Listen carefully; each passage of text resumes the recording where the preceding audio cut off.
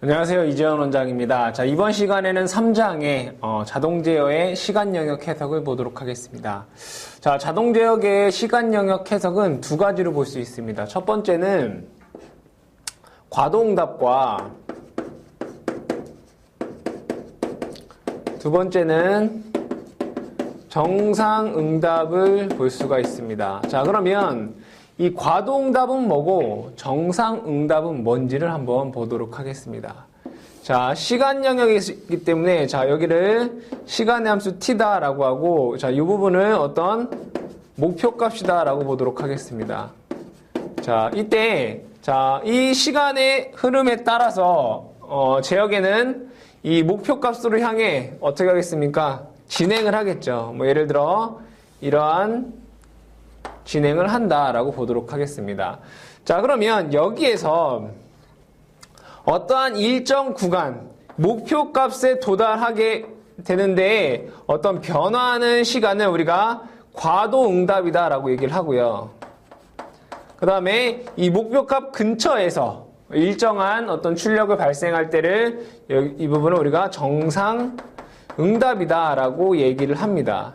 자, 그러면 이 과도응답에서 가장 중요한 것은 뭡니까? 목표값으로 가냐, 가지 않느냐입니다. 즉 뭐냐? 과도응답에서는 자, 목표값으로 도달하면 우리가 안정이다라고 하고 목표값에 도달하지 않은 것을 불안정이다라고 합니다. 즉, 이 과도응답에서 가장 중요한 내용은 뭐냐? 안정이냐, 이 제어계가 안정이냐 또는 불안정이냐, 이 두 가지가 가장 중요한 겁니다. 목표값에 도달할 수 있느냐 아니면 목표값에 도달할 수 없느냐가 가장 중요한 게 될 것이고, 자, 정상응답에서는 이 목표값에 이미 뭐였습니까? 왔습니다. 왔으면 자, 그럼 여기에서는 뭐가 발생합니까? 당연히 정확한 목표값에 도달할 수 없기 때문에 뭐가 발생한다? 오차가 발생합니다. 그러면 이 오차가 얼만큼이냐 됐냐가 또 중요한 안건이 됩니다. 그래서 우리가 3장에서 배우는 내용은 과도응답과 그 다음에 정상응답인데, 과도응답에서는 이 제어계가 안정이냐 불안정이냐를 판가름할 것이고, 정상응답에서는 그러면 오차가 얼마만큼 발생하느냐에 대한 내용을 공부하도록 하겠습니다. 자, 첫 번째가 이제 과도응답인데, 자, 과도응답에서 어떤 제어계가 자, 입력 RS가 있고요. 자, 전달함수 GS. 자, 그 다음에 출력 CS가 있다라고 보도록 하겠습니다. 자, 그럼 여러분들 이미 아시다시피 전달함수 GS는 입력 RS분의 출력 CS다라고 쓸 수가 있습니다. 자, 그러면 여기서 자, 입력은 RS고 출력은 CS인데, 자, 그러면 CS는 어떻게 되겠습니까? 전달함수 GS 곱하기 입력 RS가 되겠습니다. 자, 그럼 여기에서 입력 RS에 대해서 자, 이것이 무엇이냐에 따라서 어떠한 응답, 출력, 결과물들을 한번 보겠다 이런 얘기죠. 자, 입력에서 자, 하나는 델타 T인 뭡니까? 임펄스 함수가 될 거고, 하나는 UT인 단위 계단 함수가 되겠죠. 그죠? 자, 델타 T는 라플라스 변환하게 되면 뭐가 됩니까? 라플라스 변환하면 1이 된다라는 것을 알 수 있고, UT는 라플라스 변환하게 되면 S분의 1이 됩니다. 즉, 입력이 델타 T일 때, 입력이 UT 단위 계단일 때 결과값이 어떻게 되는지를 한번 보도록 하겠습니다. 자, 그럼 예제를 통해서 한번 보도록 하죠. 자, 예제 1번. 자, 예제에서 보시면 전달함수 GS가 S 플러스 1분의 1이다. 이때 단위 계단 응답이 얼마냐? 단위 계단 응답. 즉, 단위 계단 응답이라고 하는 것은 RT가 입력이 얼마란 얘기입니까? UT란 얘기입니다. 그쵸? 자, 그러면 RS는 얼마가 됩니까? S분의 1이 됩니다. 자, 그러면 자, 여기에서 CS는 전달함수 GS 곱하기 RS가 됩니다. 자, 전달함수는 S 플러스 1분의 1이고 RS는 S분의 1이 됩니다. 즉 CS는 S의 S 플러스 1분의 1이 될 것이고요. 자, 우리가 회로 이론에서 이미 뭡니까? 역 라플라스 변환에 대해서 배웠죠. 자, 이것을 부분분수하면 뭡니까? S분의 1 마이너스 S 플러스 1분의 1이 된다라는 것을 알 수 있습니다. 그러면 CT는 역 라플라스 변환하면 S분의 1은 UT 1 마이너스 S 플러스 1분의 1은 2의 마이너스 T가 된다라는 것을 알 수 있습니다. 그쵸? 자, 그 다음에, 자, 두 번째 예제를 보시면, 자, 두 번째 예제를 한번 보도록 하겠습니다. 자, 단위 계단 응답이 다음과 같을 때 전달함수는 어떻게 되겠는가? 자, 여기에서는 응답 CT를 주어졌습니다. 그죠? CT가 1, 마이너스 2의 마이너스 2t다라고 주어져 있습니다. 그죠? 이때 단위 계단 응답이라고 했습니다. 즉, 단위 계단 응답이라고 하는 것은 RT가 UT를 대입했을 때 이게 된다 이런 얘기죠. 자, 그러면 CS는 자, 이것을 라플라스 변환하면 뭡니까? S분의 1 마이너스 S 플러스 2분의 1이 됩니다. 그쵸? 자, 이거 통분해 보시면 S에 S 플러스 2에 자, 여기는 S 플러스 2 마이너스 S가 되기 때문에 S에 S 플러스 2분의 2가 되고요. 자, 이것을 다시 써보게 되면 이렇게 쓸 수 있나요? S 플러스 2분의 2 곱하기 S분의 1. 그쵸? 자, 그러면 우리는, 자, CS는 전달함수 곱하기 입력이죠. 그죠? CS는 전달함수 GS 곱하기 RS다라는 것을 알 수 있습니다. 문제에서 뭘 구하라겠습니까? 전달함수를 구하라고 했기 때문에 전달함수는 S 플러스 2분의 2가 된다라는 것을 알 수 있습니다. 즉, 이 내용은 뭡니까? 입력이 델타 T일 때, 입력이 UT일 때, 응답을 구하라 또는 전달함수를 구하라 이런 내용으로서 즉 라플라스와 관련된 내용이다라는 것을 볼 수가 있습니다.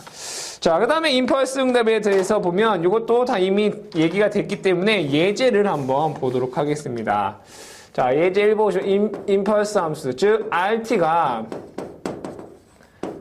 델타 T일 때는 어떻게 되느냐. 자, 이 델타 T면 라플라스 변환하게 되면 그냥 뭐가 됩니까? 1이 됩니다. 그쵸? 자, 예제에서 전달함수 GS는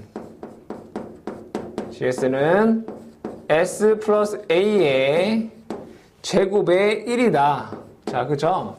자, 이때 임펄스 응답은 얼마이냐? 자, CS는 전달함수 GS 곱하기 RS입니다.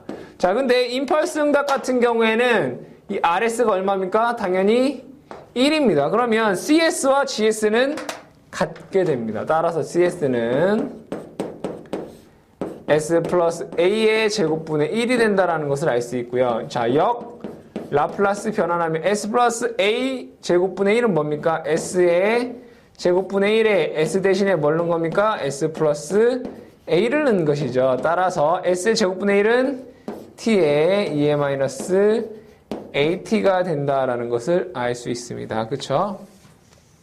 자, 두 번째 예제 보도록 하겠습니다. 자, 두 번째 예제에서는 임펄스 응답이 CT가 얼마라고 되어 있습니까? 2의 마이너스 2T다. 그쵸? 자, 이때 전달함수는 얼마인가? 자, CS는 얼마입니까? S 플러스 2분의 1입니다. 그죠? 임펄스 응답에서는 이 CS와 뭐가 같습니까? 전달함수 GS가 같기 때문에 GS는 S 플러스 2분의 1이 된다라는 거 쉽게 알 수가 있습니다. 그죠? 자, 세 번째로는 경사응답. 즉, RT가 뭐일 때? T일 때입니다. 그죠? 자, RT가 T라고 하는 얘기는 RS는 얼마라는 얘기입니까? RS는. 자, T를 라플라스 변환하면 S의 제곱분의 1인 거죠. 제곱분의 1이다. 자, 이때 경사응답일 때. 자, 이것도 마찬가지로 예제를 한번 보도록 하겠습니다. 예제가 조금 어렵네요. GS는 자, 전달함수 GS가 S 플러스 2 S 플러스 1이다. 그쵸? 자, 이때 경사응답은 자, CS는 전달함수 gs 곱하기 입력함수 rs가 되겠죠. 자, gs는 뭡니까? s 플러스 2분의 s 플러스 1이고, 자, 경사함수라고 했으면 뭐 s의 제곱분의 1, 그쵸? rs가 뭐란 얘기입니까? s의 제곱분의 1이다. 자, 그럼 cs는 뭐라고 쓸 수 있습니까? s의 제곱에 s 플러스 2 분의 s 플러스 1입니다. 그쵸? 자, 우리가 이거 0 라플라스를 다 했던 내용이죠. 자, 이건 뭐라고 쓸 수 있습니까?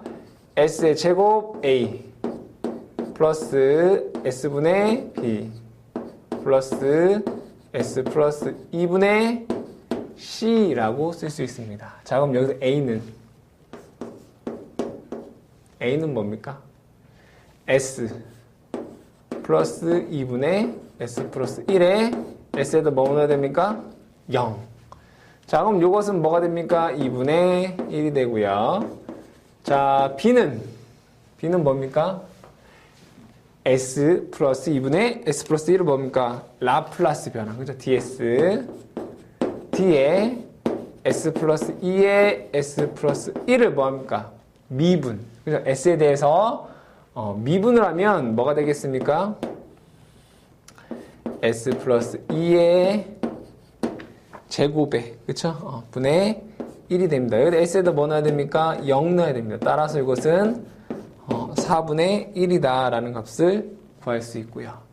c는 s의 제곱분의 s 플러스 1에서 s 대신에 뭐 넣어야 되죠? 마이너스 2를 집어넣습니다. 자, 마이너스 2를 집어넣으면 마이너스 4분의 1이 되죠. 자, 결국에는 자, CS는 자, A에다가 4분의 1 집어넣으면 4분의 1에 S의 제곱분의 1, 그쵸? 플러스 4분의 1에 S분의 1, 그쵸? 마이너스 4분의 1에, 자, 여기 있는 2분의 1이죠? 잘못 썼네요.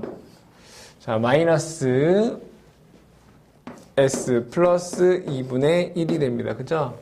자, CT는, 자, 역 라플라스 변화하면 S의 제곱분의 1은 뭡니까? T입니다. 그죠? 2분의 1 T. 자, S분의 1은 UT죠? 플러스 4분의 1 마이너스 4분의 1에 S 플러스 2분의 1은 2의 마이너스 2T가 된다라는 것을 알 수 있습니다. 그래서 요와 같이 우리가 경사함수에 대한 응답을 구할 수가 있겠습니다. 즉, 자, 여기에서 얘기하는 자, CS는 전달함수 GS 곱하기 RS이다. 그쵸? 자, 여기에서 요 RS라고 하는 게 뭐냐? 델타 T냐? UT냐? 아니면 경사함수 T냐에 따라서 문제에서 뭘 구하라는 얘기입니까? 전달함수를 구하여라. 그죠? 또는 응답 CT를 구하여라. 이런 내용이지 않습니까? 즉, 요와 관련된 건 다 뭡니까? 라플라스죠. 라플라스 변환을 하라. 또는 역 라플라스 변환을 하라. 이러한 내용들입니다. 그래서 이 내용만 여러분들이 아시면 충분히 해결할 수 있는 그러한 내용들이 되겠습니다. 자, 그 다음에 특성 방정식 및 특성근에 대해서 한번 보도록 하겠습니다. 특성 방정식 및 특성근. 자, 기존에 우리가 블럭선도, 신호 흐름도에서 얘기했었던 그러한 내용을 보도록 하죠. 자, 여기서는 이제 페르프 회로를 한번 보도록 하겠습니다. 페르프 회로. 자, 입력 RS. 자, 여기에 전달함수 개루프 전달함수 GS가 있고 여기에 출력 CS가 있습니다. 자, 그럼 여기에 되먹임 전달함수인 HS가 있다라고 보죠. 당연히 여기는 마이너스다라고 보도록 하겠습니다. 자, 이러한 되먹임 페르프 전달함수에서 MS는 뭐라고 쓸 수 있습니까? 1 플러스 GHS분의 GS다라고 쓸 수 있습니다. 그쵸? 자, 이건 이제 뭡니까? 입력 RS분의 출력 CS가 되죠. 자, 그러면, 자, 여기에서 이 페르프 전달함수, MS라고 하는 것을 루프 이제 전달함수라고 하는데, 그쵸? 자, GH. 이 GH를 뭐라고 합니까? GH를 루프 전달함수. 그쵸? 자, 이 GS를 뭐라고 합니까? 순방향 전달함수. 그죠? 순방향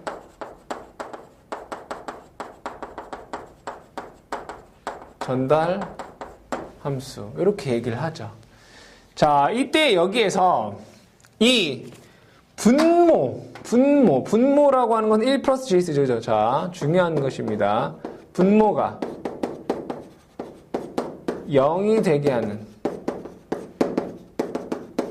식이 발생하죠. 분모가 0이 되게 하는 식. 자, 그 얘기는 뭡니까?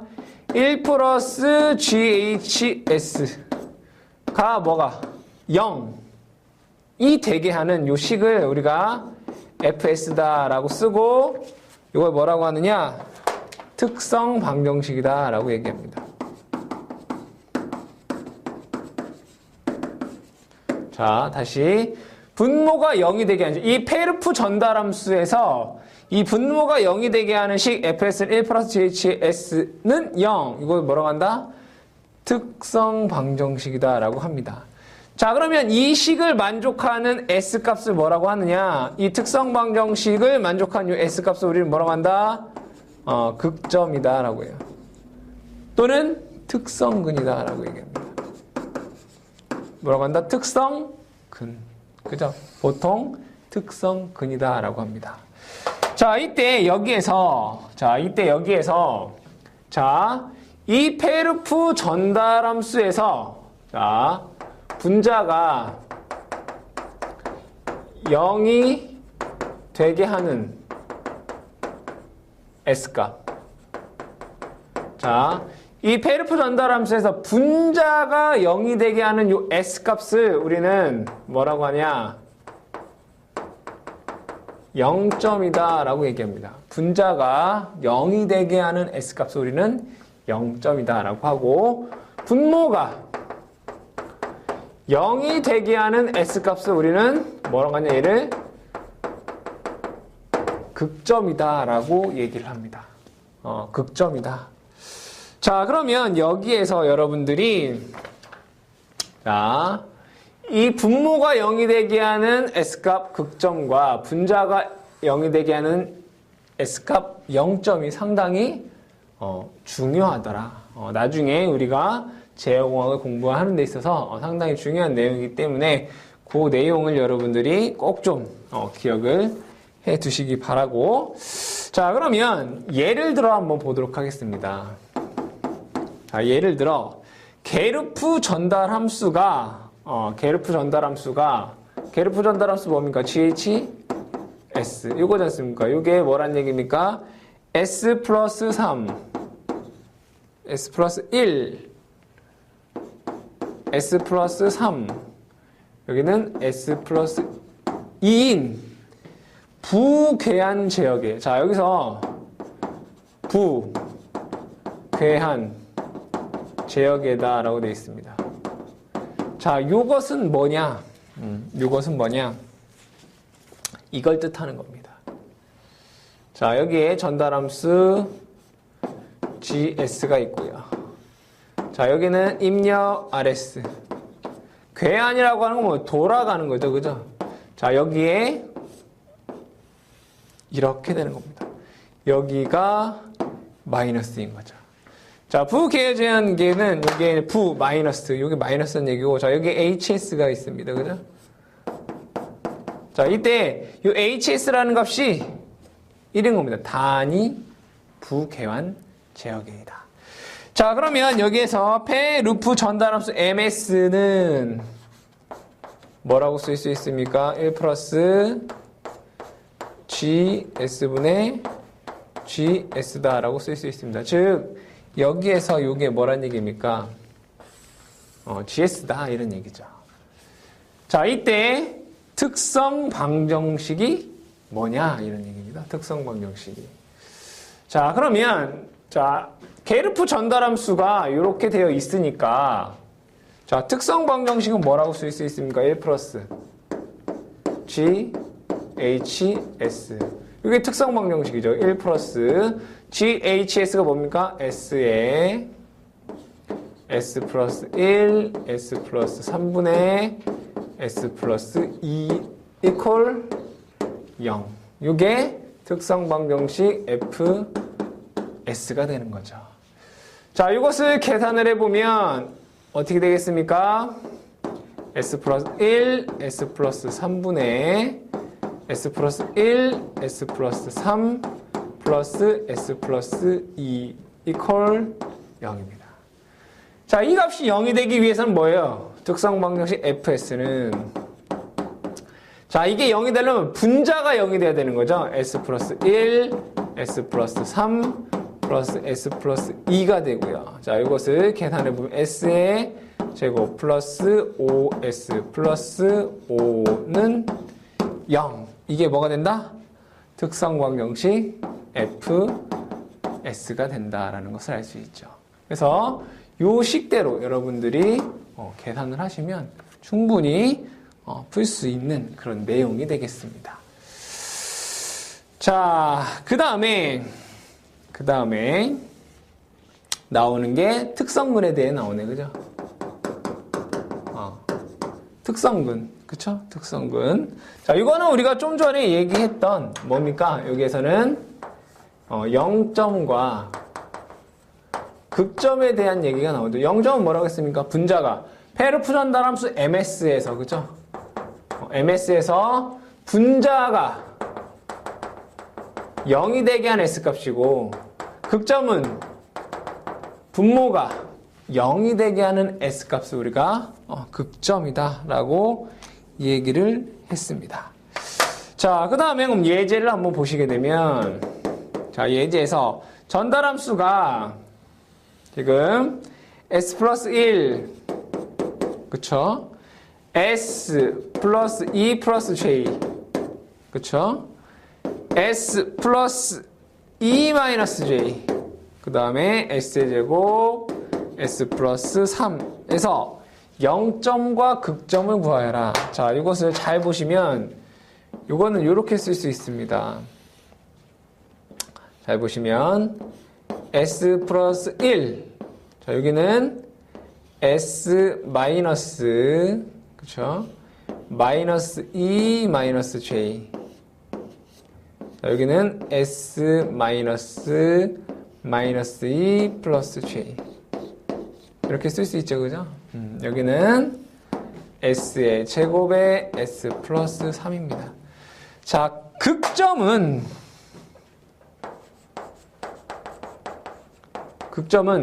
분모가 0이 되게 하는 값입니다. 얘가 0이 되려면 마이너스 1 또는 여기다 뭡니까? 마이너스니까 플러스 마이너스 2 마이너스 J 또는 마이너스 2 플러스 J. 그쵸? 분모가 0이 되려면 S에다가 마이너스 1을 넣거나, 그죠? 또는 마이너스 2 마이너스 J를 넣거나, 여기다가 마이너스 2 마이너스 J를 넣으면 여기 빼기 마이너스 2 마이너스 J가 되지 않습니까? 그죠? 자, 마이너스 2 플러스 J를 넣게 되면 뭐가 되는 겁니까? 분모가 0이 되게 되고요. 자, 0점은 분자가 0이 되게 하는 거. 여기가 S에 0을 넣거나 또는 마이너스 3을 넣으면 분자가 0이 되게 합니다. 즉, 극점은 여러분들이 기억하실 때 페르프 전달함수에서 분모가 0이 되게 하는 게 극점이고 분자가 0이 되게 하는 게 0점이다 라는 것을 잘 기억해 두셔야 되겠습니다. 자, 그 다음에 넘어가서 1차 지연 제역의 인디셜 응답이라는 게 있고요. 그 다음에 2차 제역에서의 인디셜 응답이라는 게 있습니다.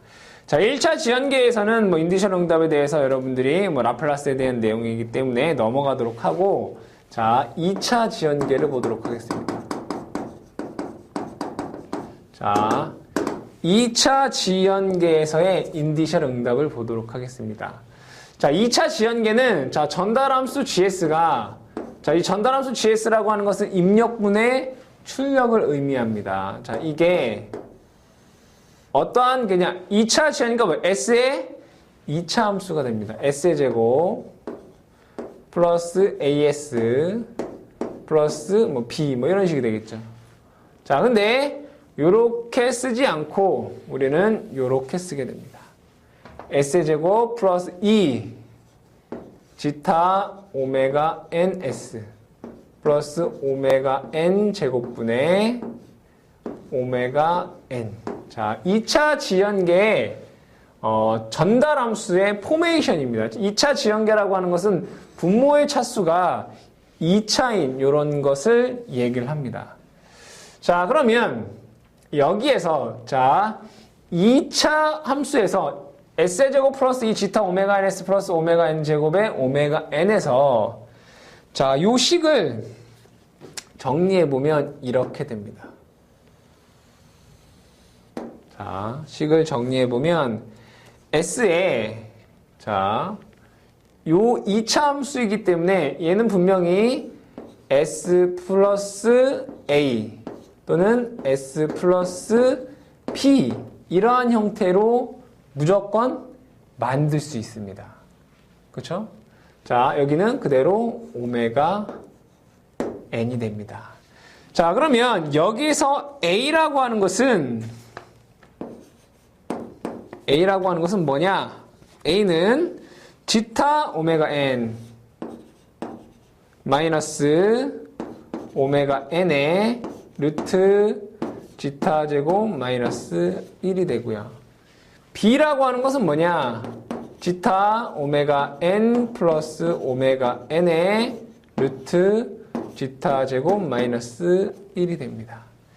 자, 중요한 것은 뭐냐? 요것을 한번 보도록 하겠습니다. 요 부분. 자, 이 부분을 보도록 할게요.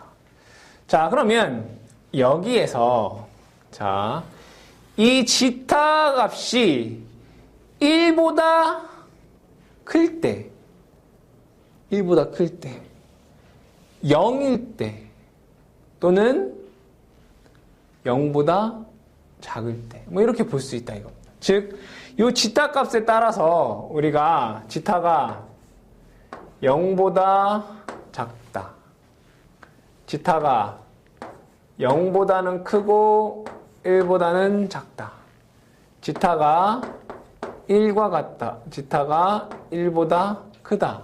요 네 가지로 우리가 한번 보도록 하겠습니다. 네 가지. 지타가 0보다 작다. 그쵸? 하나 더 넣어볼까요? 지타가 0보다 작다. 지타가 0이랑 같다. 지타가 0보다는 크고 1보다 작다.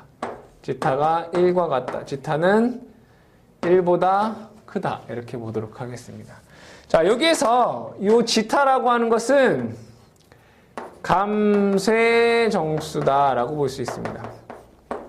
감쇄정수. 자, 제동비. 다른 말로 우리가 제동비 이렇게 얘기를 하는데, 자, 여기서 한번 보도록 하겠습니다. 자, 만약에 지타 값이 0보다 작다라고 해보면, 자, 여기 있는 A 값이 이렇게 되기 때문에 특성근은 뭐가 됩니까? 요거에 다 마이너스를 붙인 거죠. 마이너스, 플러스, 마이너스, 여기가 마이너스 이렇게 됩니다. 특성근은. 자, 요거를 만족하는 특성근은 마이너스 A지 않습니까? 그죠? 마이너스 A, 마이너스 B는 마이너스를 붙이면 이렇게 됩니다. 자, 그러면 여기서 지타 값이 0보다 작다라고 하면 여기는 상수가 되고요. 그죠? 양의 정수가 되고, 자, 이 부분은 0보다 작게 되면 허수가 됩니다. 그죠? 허수. 1보다, 여기는 허수가 아니라, 뭐가 됩니까?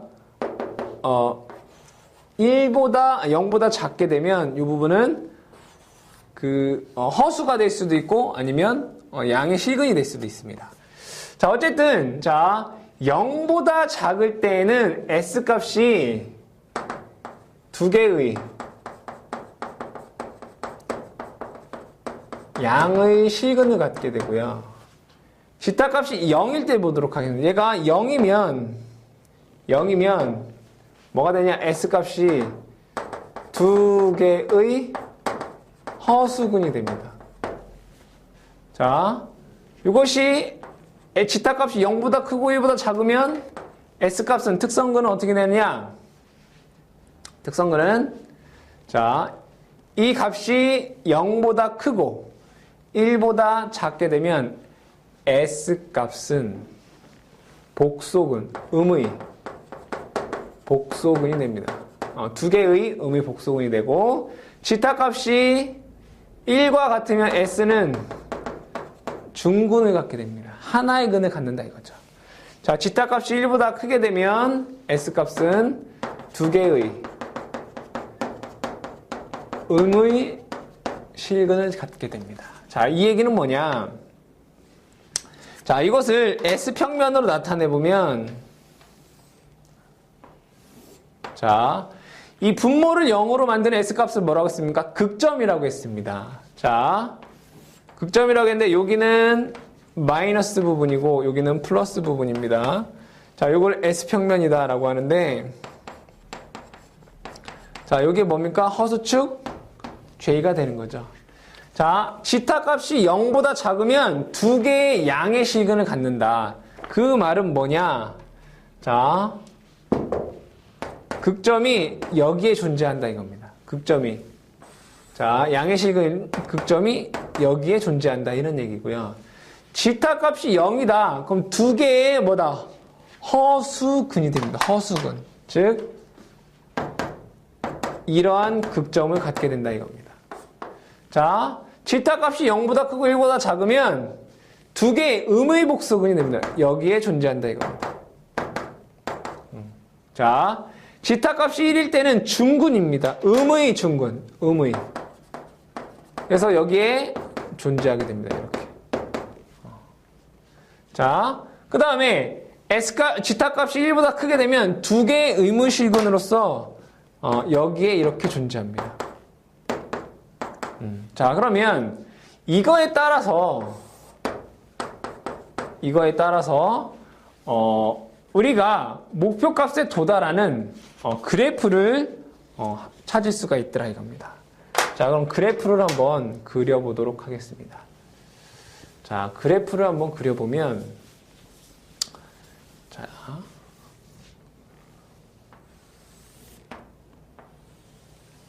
자, 우리가 원하는 목표값이 이러한 목표값이다 라고 보도록 하겠습니다. 만약에 지타 값이 0보다 크고 1보다 작다라고 보도록 하겠습니다. 이러한 목표값에 도달하는 데 있어서 지타 값이 0보다 크고 1보다 작으면 이러한 그래프로 목표값에 도달을 합니다. 자, 이것을 우리는 뭐라고 하느냐? 부족제동이다 라고 합니다. 뭐라고 한다? 부족제동. 자, 만약에 지타 값이 1보다 크다라고 하면 그래프가 이렇게 됩니다. 자, 이것을 우리는 과제동이다 이렇게 됩니다. 즉 이건 뭐냐?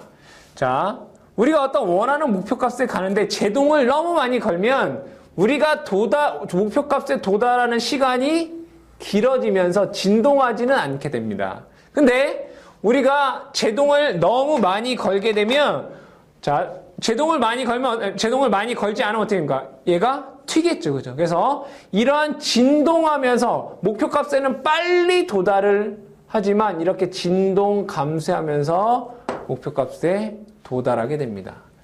자, 그 다음에 이 지타 값이 1과 같다 했을 때는 이 과제동과 부족제동의 어떤 중간 상태인 이러한 그래프가 되더라 이겁니다.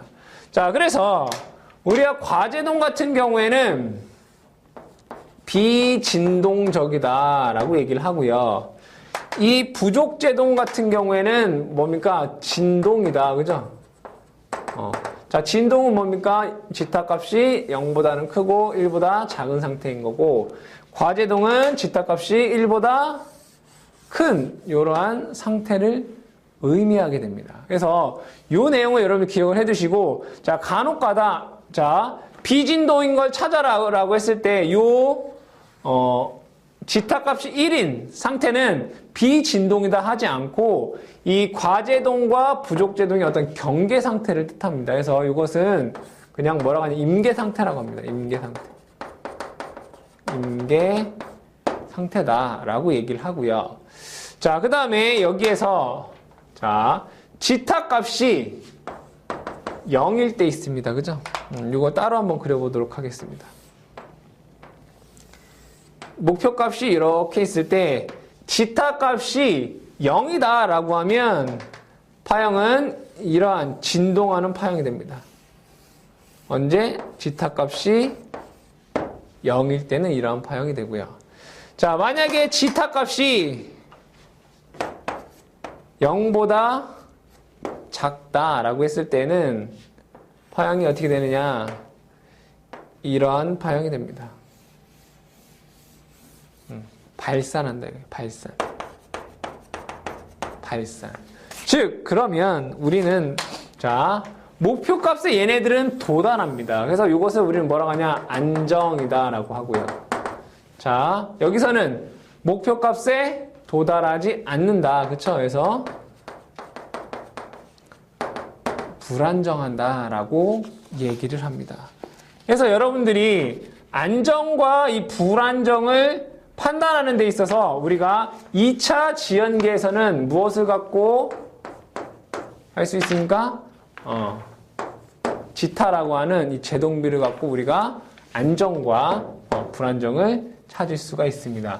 또한 더 중요한 거 한 가지 더 보면, 자, 아까 얘기했던 이 지타 값이 0보다 작을 때는 양의 실근이고요. S값이, 그죠? 특성근이. 지타 값이 0이면 두 개의 허근을 갖게 되고, 지타 값이 0보다 크고 1보다 작을 때는 음의 허근, 그죠? 두 개의 음의 허근이 되고, 지타 값이 1보다 크다라고 하면 음의 실근, 그러니까 여기 음의 복소근이죠, 그죠?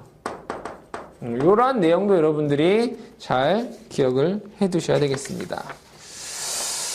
자, 그 다음에 넘어가서 우리가 과도응답의 시간 특성에 대해서 한번 보도록 하겠습니다. 여기서는 여러분들이 용어만 잘 기억을 해 두시면 되겠습니다. 용어를, 자, 용어와 관련된 문제가 출제가 되기 때문에, 자, 부족제동에서, 자, 우리가 원하는 목표값이 이러한 목표값이다라고 보도록 하겠습니다. 자, 그럼 부족제동이면 파형이 어떠한 파형이 되느냐? 이러한 파형으로 됩니다. 그쵸?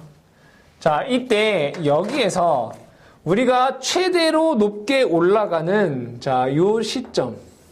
그쵸? 자, 이것을 우리가 최대 오버슈트다라고 얘기를 하고요. 그쵸?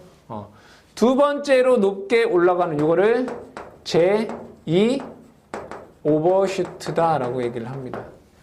자, 그러면 이 파형은 목표값을 어떻게 합니까? 감소되고 있는 거죠. 이때 감쇄 비라고 하는 거, 감쇄 비. 얘가 줄어들고 있지 않습니까? 감쇄 비는 뭐라고 하느냐? 최대 오버슈트분의 제2 오버슈트가 됩니다. 이것이 감쇄비다라고 얘기를 하고요.